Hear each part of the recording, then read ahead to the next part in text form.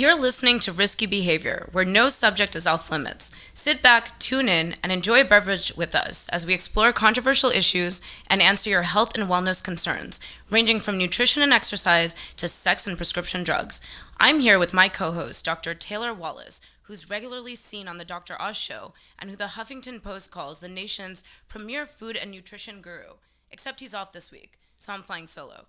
I'm Dr. Shweta Chakraborty, a national media expert regularly on CNN, BBC, Fox News, and more. Together, we will loosen lips and spill some tea with special guests that you won't want to miss.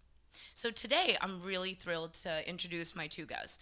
But let's explain why we're having this conversation first. We're going to be talking about alcohol consumption and the risk that alcohol poses to intentional and unintentional injury. Given that this is a happy hour show, and given that we are recording this in a hotel where there's 3 unique bars, we thought it was prudent to have this conversation. We know there's a strong correlation between alcohol and injury. The more people drink, the greater there is risk of violence, road traffic incidents, and other causes. So for young people, most alcohol consumption happens in bars and clubs, where there's a lot of crowding and poor lighting. So the two guests I have here today are Jackson Crowder. Hello. And Deke Dunn. Hello. Both of them are proud bartenders at Allegory here in Eaton Hotel, which was also named one of the top 15 bars in Washington, D.C. That's awesome, you guys. Oh, thank you. We appreciate it. So let's get into this. We know now that consuming alcohol enhances risk to human health, yet you're both very good at what you do and you're proud of what you do. So how do you justify your craft given the risk associated with it? Well, it's important for people to have an avenue to unwind. Alcohol, when used, in moderation, can be, stress release. It creates an environment for people to, go and socialize. One of my favorite bartenders, always a guy named Souther Teague up in New York, he always says, people want to drink, they can just go home and buy a bottle on the way home and drink. But you don't go to a bar to drink, you go to a bar to socialize, to be in an environment with other people. It's energizing, it's therapeutic, and it's that's one of the reasons why people go to bars. It's social ties, right? Yeah, social ties, absolutely. It's a watering hole. People Right. gather. So the people are looking for that interaction, person-to-person interaction. Everybody lives so much of their lives on screens these days that Right. that person-to-person interaction Guilty. can be in short supply. Yeah. Sometimes we live in DC. It's a high-stress town, so stress is in great supply, and sometimes fun can be in somewhat lesser of a supply. So we really just do our best to provide a little bit of fun. Yeah. So, okay, I was doing some research leading up to this conversation today, and I didn't even realize just how bad it was in some places, and it varies, right? But Washington, D.C. has been consistently coming in second in terms of if we're going to talk about D.C. as a state, it's the second state to Wisconsin for the most alcohol consumption. So what is unique, in your opinion, from your vantage point here in Allegory and as bartenders and managers of Allegory, that is causing that? Are we uniquely stressed out in this town, you think? I think so. The stakes are higher. Mm-hmm. 100%. Everyone has stakes in their jobs anywhere in the world. But, in D.C., people give a certain level of gravity to what they do. The level of importance for people is really high. I used to work in politics, so that stress is just extremely high. The expectations are high. Fear of failure is high. So I think people add a lot of the stress onto themselves, but also their jobs sometimes demand higher levels of work rate or whatever the case may be. So I see it, as a bartender. I see people, they come in and they're really pining for that cocktail. When they come in, they really are. Or that And do shot you of beer. see, have you witnessed just kind of the stress? What you're doing is giving them a stress relief, right? Mm-hmm. And can you almost see it kind of lifted off their shoulders? 100%. Sometimes people walk through the door and immediately it's like the weight of the world has been lifted off of their shoulders right away. Suddenly they're in an environment where they don't have to worry about their phone. They don't have to worry about what's going on in the office. It can just be them and the few other people they're with, and that's the only thing in the world that matters to them. And I think after a really, really long day of high-stress work, that's really all you people want. Right. Yeah. I appreciate that, but then where does it cross the line? When does it get to too much, right? Yeah. Because there's something to be said for getting people drink or drinks, but then continuing to give people drinks who are already intoxicated, that's where that correlation becomes even more extreme from drunkenness as opposed to just like enjoying a cocktail, but from being drunk to getting physically injured in some way, right? So how do you draw the line? How do you know? Well, I mean, we've both taken training on, spotting, what is signs that? of Tell us inebriation. that. I don't think that our listeners actually know what that's I mean, you got to like. do tips training. Yeah, tips training is one of them. To have a manager's license in DC, and really in every state, it's going to have its own equivalent of it. You have to pass tips training, which teaches you signs of intoxication, teaches you ways to mitigate those sorts of things from happening, teaches you proper interventional techniques, all those sorts of things. So if you're going to be a manager, you have to have that training, and you have to have passed. Okay. And also so being what do aware, you look out for? I mean, We need to know to be able to like slurred speech, find loops in the system. slumping in chair, slumping in chairs, changes in demeanor, Falling asleep at the bar. Falling asleep at the bar is a pretty obvious one, It's like, but also like how they're interacting with people, their voice is getting louder when they're telling stories, like. Are they getting more robust? Are they like, all these different little signs that you have to keep an eye out on? Because one thing you're doing is you're looking out for their health and well-being, but you're also looking out for the health and well-being of other patrons, right. Which is also a huge concern of ours. So we have to keep our eyes on our patrons and our guests. We have to be hawkish in a sense that we need to like always be actively watching how people are interacting, always be actively, trying to smell out any potential conflict. And also, keeping people healthy and safe, which is, vastly important because we're in the business of making people happy. We're not in the business of hurting people. So, right. Yeah. So, which, I mean, there's a distinction, though, for sure. There's a line there that you can cross, And when people go out to your bar, they're looking for a good time. They want to have fun, but they have an expectation of safety. That is perfectly reasonable, and it is up to us as the people who are, running the operation, the people who are hosting the party, as it were, to make sure that they are safe, they are having a good time, and that no other outside forces are making them feel unsafe, making them feel uncomfortable. Too, which is why it's so important to really monitor for those signs of intoxication or having been overserved. So full disclosure is that I drink at your bar frequently. Yeah. And you've never seen any of these signs from me, right? No. No, you're very well behaved. Not yet. See, Mom? Anyway, but like, doesn't that mean that you have to have a breadth of skills here? Yeah. That's beyond just creating the fantastic cocktails that you do that got you into the top 15 bars of Washington, D.C. Mm-hmm. How is training enough? Do you think that does it? You have to care. You really do. Like in Allegory, we pride ourselves on giving such a like heightened bar experience. From the moment you walk in, the moment you leave, we want you to be talking about our bar 15 years later when you're sitting around the table at Thanksgiving talking about that one cocktail you had at Allegory, that one time. Like that's the type of like experience we're trying to create for people. So with that being said, we have to truly legitimately care about their well-being for them to have a good experience. If our guests are stumbling out blackout and not remembering their experience, or they get hurt and remember us poorly, like obviously we just want people to have like the best experience, and leaving our bar in a harmful way doesn't is like lose-lose for everyone. Yeah, it's lose-lose for everybody. Yeah, they could get hurt, then obviously we care about the person, but we also care about the reputation of our bar and like the experience people are having. So it's so easy for bars to, even if a guest has been overserved, to keep serving because you keep selling, you keep making more money, all those sorts of things. Economically, that sort of irresponsibility can be in your favor, but I think that's also a very, very short-sighted approach.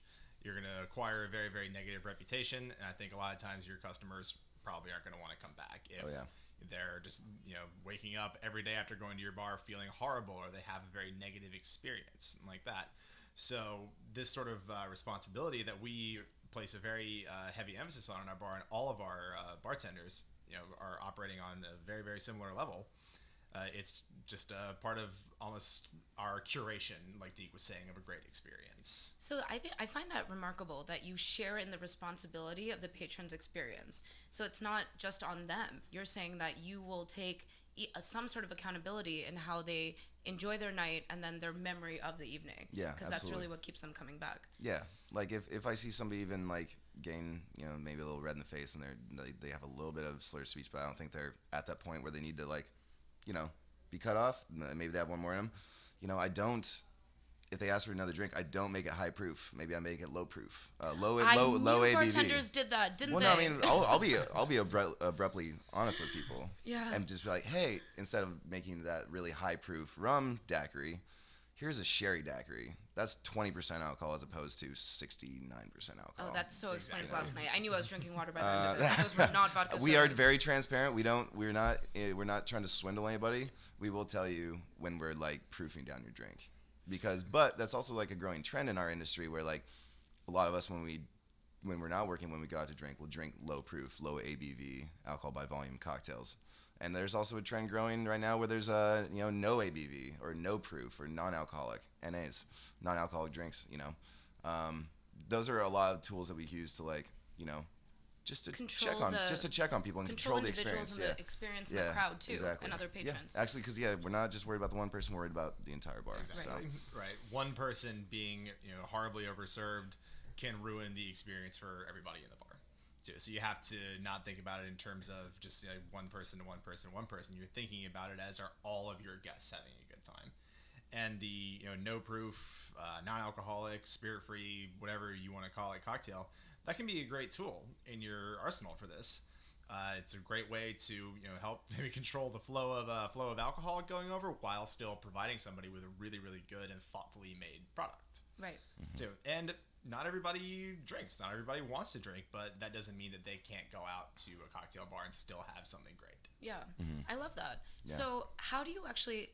So when I was doing research for this particular topic, one of the biggest challenges that a lot of those who have been looking into alcohol-related intentional, unintentional injury was the inability for bartenders to be able to stop serving or to communicate that they are going to be stopping service. Tell me about that and your personal experiences. What's it been like? It's not easy. I mean, you're telling somebody. Sometimes, I mean, you try to avoid like any type of embarrassment. I mean, you can. Some people use humor, like, I'm sorry, but that was probably your last drink. Like you just like try to lighten it up a little bit and like, let's get some food in you. Maybe you have a glass of water. Right. Or sometimes you can maybe pull them aside individually to avoid embarrassment in front of their friends, because like that's where you run into conflict the most is when you like embarrass the guests. So we just try to find like some people have like everyone has their own different approach. I kill people with kindness. I'm so nice that they can't be mad at me. You are so nice. That's my approach. I can definitely confirm that. Paulie, one of the other bartenders at Allegory, he kills people with comedy. So shouldn't probably use the phrase "kill people." Sorry, Talking but about yeah, fatalities here, gentlemen. yeah. No, I mean everyone has their own approach, and everyone has their own strategy, and you have to find what works for your own personality, because there's no one size fits all. It's an art. Yeah. Jackson? It's never a comfortable experience. Yeah. I mean, you are looking, your loyal guests in the eye saying, hey, I am not going to give you any more. Right. Never comfortable. People will frequently get pretty upset. You understand why they're getting upset, but as you are, to return to this party analogy, you are the host of the party. It's up to you to be the responsible one, and it's up to you to essentially be the authority figure. So there's going to be a lot of pushback, but when somebody has been overserved or it's time for somebody to stop drinking, it's time to stop. Yeah. Right. There's not really any gray area about that. You're cut off. I'm sorry, but that's just what it is. Okay, so tell me some stories. Oh, I have a good one. We don't have to use names. Just We're a not going couple to weeks identify ago, anybody. I had two Deke ladies. and I are behind the bar together with this Yeah, one. I had two ladies sitting at my bar, and they had obviously like clearly been drinking before that. So, the one lady ordered we call it omakase cocktail, where they allow us to create a cocktail for them based on their personal preferences. I knew they were pretty drunk, pretty inebriated at that point, so I made like a Collins riff where I split the gin with sherry. Sherry's low alcohol content, so I low proofed it, but like it wasn't being deceitful because there was still gin in there. It wasn't like dropping the proof super low. They kept grabbing stuff off my bar, like grabbing tools and like grabbing my shakers. And listeners, that is unacceptable behavior not at a do bar. that. Please don't do that. This is our office. Please don't mess with our tools. We don't come to your desk and rearrange Do not take everything. your stapler. Yeah. Do not touch the cherry.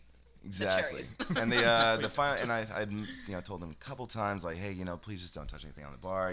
I wanted them to have fun, because like it's okay to be goofy in a bar, but like once you start really impeding my ability to do my job, then it becomes a problem.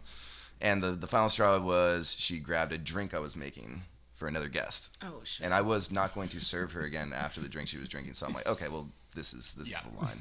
So I took it back from her. I'm like, I really appreciate y'all. I really do. We've had this conversation a couple times now. Like, we're just gonna stick with water from here on out. Like, please hang out at the bar and like enjoy our bar. But like, I'm just not gonna serve you a drink again. Right. And they were just like, not that happy about it. Right. And they kind of like molded over, all blah, blah, blah, had this little chat with themselves. And then they stood up and she looked at me and said, your hair is stupid. And no, she didn't. Yeah. That's fashion hate crime. I know. It is unacceptable. I was shocked to my core. No, it was funny. And I was just like, thank you. Appreciate it. Yeah, absolutely. Have a wonderful evening. I was standing 3 feet from Deke the whole time. He was polite as can be throughout the entire experience, but she clearly thought that his hair looked stupid and felt that it was important that he know in that moment. Because that's relevant. Yes. Oh, exactly. Absolutely. That was going to change his mind. He'd be like, oh, you know what? I was wrong. I actually will serve you. I lay in my bed at night staring at my roof, thinking about that comment and wondering to myself, is my hair actually stupid? Well, to give her credit, we are talking about it weeks later. yeah, exactly. to a pretty wide audience. She won. I think your hair looks nice for what it's worth. Thanks, buddy. No, your hair looks awesome. Okay, so tell me a little bit about what you've experienced in terms of the actual risk correlation here between alcohol consumption and related injuries, right? So this is like an annoying customer who's drank too much. Where has it gone to in your experiences to the point of hurting a patron, hurting themselves or hurting others around them? And that can be physical injury, that can be and you probably don't know what happens after you leave the bar, right? But sometimes don't they? Well, sometimes you want to come back and investigate the beginning of how some incident started, and maybe it started at your bar. I mean, if I have the opportunity, I'll call somebody an Uber. Get them a lift, try to figure out where they live, or if they're with somebody, make sure they're in good hands. We don't want people stumbling out of our bar in dangerous states, so we try to mitigate that damage as much as possible. Mitigate the danger, I should say. That's also one of the nice parts about our bar being in a hotel is if all other options fail, we are able to maybe work with the front desk. Like, hey, maybe we can get them a room. Yeah, like this person clearly could potentially hurt themselves. Like, can't we just get them a room?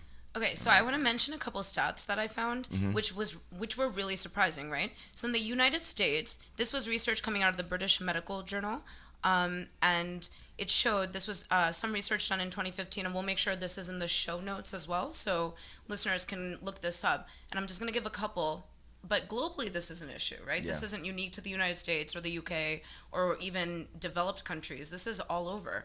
But in the USA in 2015, 12% of patrons exiting nightclubs reported physical or sexual aggression. Yeah. It's worse in Brazil, and that involves a lot of driving-related incidents. And then the UK, over 80% of violence and pedestrian fatalities on weekend nights were related to alcohol.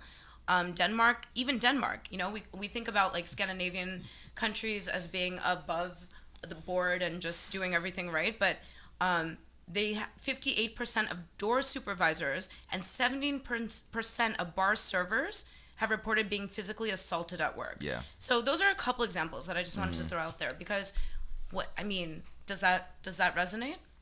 Yeah, absolutely. I've been, I do believe that certain people are like targeted more than others. Like, I'm a pretty big guy. I'm 6'3". So usually I'm not the like classic case for somebody being targeted for like sexual assault, but it happens to me. People grab me. I used to work security front door. Seriously? Oh yeah. Wait, this is so fascinating. Women, it's not just us. Oh yeah. It's not just like 5'5" and under. Yeah. I mean, granted, like I said, I don't want to somehow make this like make light of of like any other people, but like it happens to me. It also happens, I've worked with plenty of women that this happens to, and we just try to create a space where like they feel comfortable enough that we all have each other's back, right. That we'll all stand up for each other in the face of that type of situation. So if I have a server who doesn't feel comfortable, I have to, and she's not doing anything about it, I have to be assertive and like go in and just like talk to the guests and be like, listen, in our bar we don't allow people to touch our bartenders and servers. this is just like a formal warning. If it happens again, then we're gonna kick you out. Okay. We have to be like stern. That team mentality going on. Yeah, absolutely. Like, and if it's aggressive, like from the get go, then they're gone. They have to go. That's the only way it works. Yeah. That team mentality that Deke was talking about, that's so important. I mean, Deke and I are both larger guys, so these are things that people are aggressive with us in bars somewhat less too. But we've both worked with all manner of people, and a lot of times it can be or really on, even if you're a bartender or if you're in a managerial capacity, it's very much up to you to ensure the safety of your employees.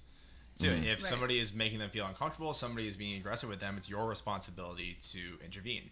And that can be as simple as, hey, like, why don't you take a different table? I'll take this table right now, or something like that. Or it can be, a more formal, much more stern warning, or just call security and get them out right now. Yeah, it depends on the level. If it's like a playful, like, pat on the shoulder.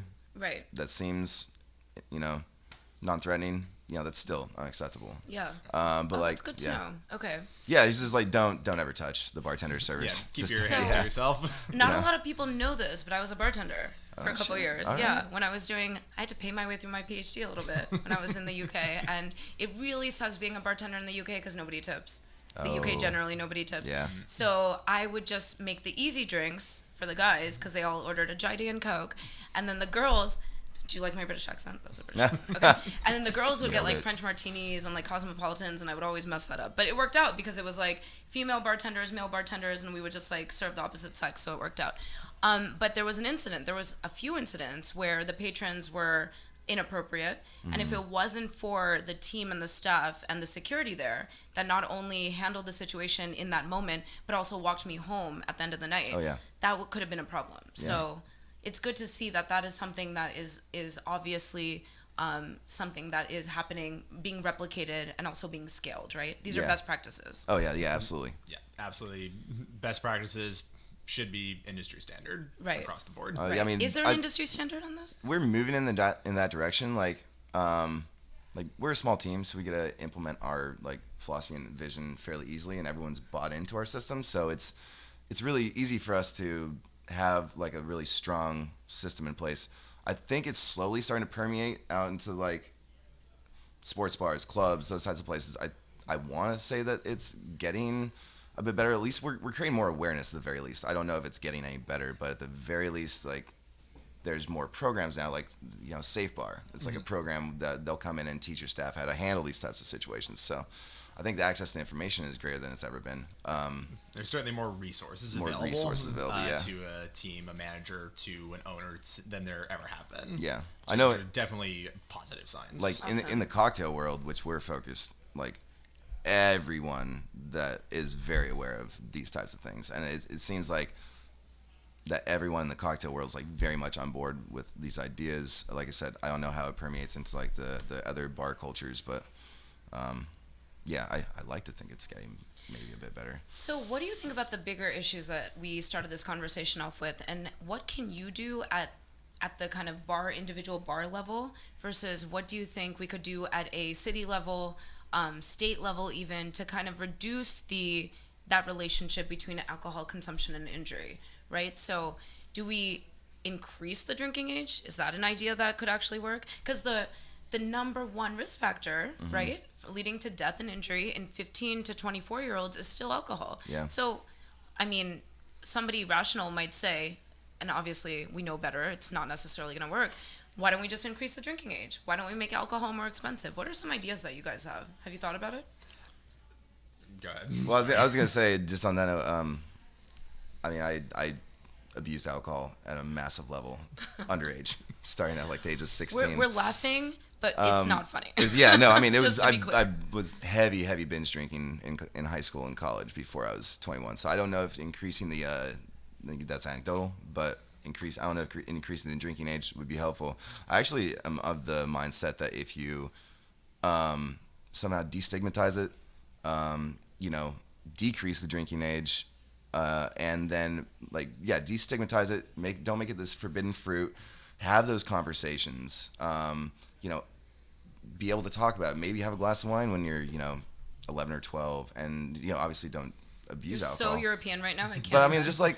just talk about it, and that way, when they get to high school or college, you don't just fly off the rails and just get blackout. Right. Because I mean, that's what a lot of people did in college. I mean, that first couple weeks of college, when kids get out from underneath their parental supervision, like so many kids end up at the hospital because Right. they just don't know how to control it, but they're going to do it because there's no control now. Okay, And so on the record, do not increase the drinking age. I mean, I don't think that would make a significant impact. I actually think that might hinder the situation further. I'm definitely inclined to agree with you on that increasing the drinking age. All you're doing is creating a larger number of people who don't have the opportunity to drink in safe environments. Right. Yeah, drinking in safe environments, having mentors having your parent being a mentor for as far as drinking habits are Right, concerned. like Maybe just teaching having good practice. having that glass of wine, for dinner, and not just drinking an entire 2 bottles. All right. And to circle back to what you were saying about being very, very European right now, in France, people learn how to drink before they learn how to drive. Right. So I think that's a very, very healthy practice. So, But- addition to Yeah. specifically though, in the situations that you find yourself on most evenings as you work in Mm-hmm. Yeah. Allegory, how do you make it a safer environment? Because it's crowded. There's sometimes additional lights and all kinds of special effects that can go on. Maybe not in Allegory, but generally in nightlife scenes. Yeah. So the combination of that and then also low lighting, are these things you think about? How do you create an environment that's a little bit healthier and safer for patrons? Yeah, I mean that's a huge concern because I mean doesn't matter how many staff you have on, if you're way over capacity and people are packed in there, you have no idea what's happening in the middle, it's on a dance floor. Right. You can have all the staff in the world, but you're not gonna be able to spot somebody getting made uncomfortable or assaulted or something on a packed dance floor. So I think moderating how many people are in your space, having adequate staff, not creating those blind spots, being conscious. When you're building out a bar, being conscious of the space and the safety that it entails. In our bar, and if you go and stand in any corner, you can see any corner of the bar. It's a big open square. Obviously, it's dim lit, but you can, once your eyes adjust, you can see everything that's happening. So you just gotta stay as diligent as possible. You gotta constantly train your team up. Like I said, bring Safe Bar in and have them train your team. Talk about it in pre-shift. Talk about strategies, just do all these little things. But in those bigger environments, it's difficult. I think regulating the door and making sure not too many people come in, or talking to your bartenders about over serving. All those things have to coincide to create a it's healthy, actually interesting safe to learn experience. that that's not necessarily mandated. Oh yeah, there's a lot of places that probably don't even talk It really about it. varies, yeah. Yep. Everybody has a capacity that's given to them. It's part of fire code. A lot of people ignore it, Right. too, all over the world. A big part of making sure that you have a safe environment is making sure that you are adhering to that capacity, even if you could make a little bit more money by packing it in. Right. So it's So not that's a what I responsible wonder. decision. Do you think certain bartenders are oh, well, even though this person is incapacitated, one more drink means more cash for us this evening? Oh, Does yeah. that happen pretty frequently? Absolutely. Sure. There are plenty of bad actors in our. Right. I mean, I've heard horror stories from people with We're other gonna have to bartenders. bring you back for another session then, because Oh we my didn't even God. get into some of these Yeah. stories. Oh man, and, I take my job so seriously that when I hear those stories, I get almost physically ill. So I'm how could you do that? Their safety is in your hands. Why would you ever do that to somebody?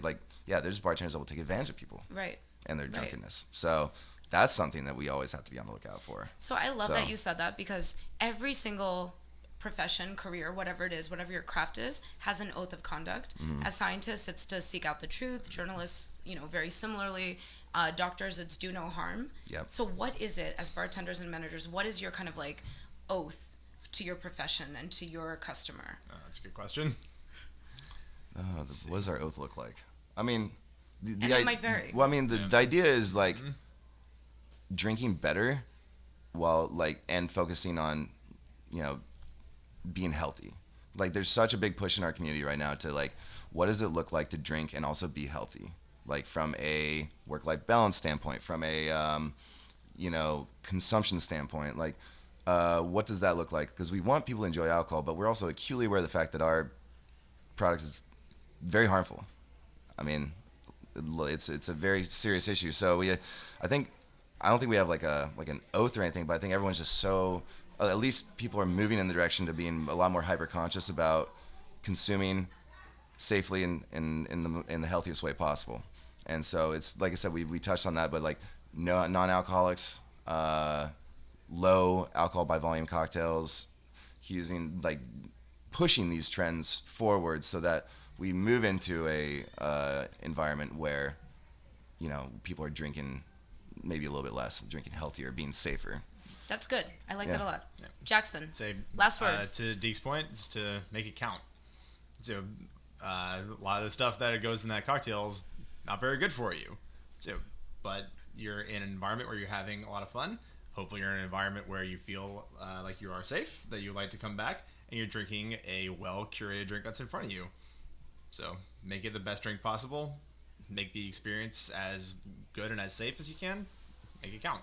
Awesome. Yeah. Thank you, gentlemen, so much. Thank you. Love that. I think our listeners probably got a lot out of that. Hopefully. They know not to drink and drive after this. We hope Well, you're never. enjoying. No. Never. Hey, Uber and Lyft, come on. Yeah.